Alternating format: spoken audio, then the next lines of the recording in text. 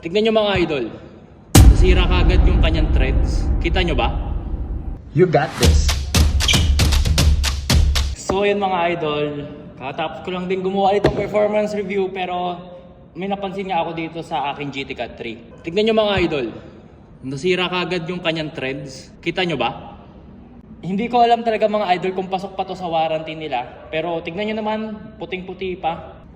Siguro i-message ko sila sa kanilang Facebook page. Hindi ko alam kasi kung pasok pa to at nahihiya na rin talaga akong bumalik doon. So ayun, i-update ko na lang kayo mga idol kung ano kayang hatol nila rito. So ayun mga idol, kakatawag ko nga lang pala sa Titan Fort para sabihin nga yung nangyari dito sa aking GT Cat 3. Sabi nila, kailangan daw nila makita muna ito and ayun nga, wala akong choice kundi pumunta ulit sa BGC. And yeah, update ko kayo mga idol kung sakaling papalitan ba nila to or hindi. Ito na ang ating Titan at tara, mag-drive na tayo. So ayun mga idol, pupunta na tayo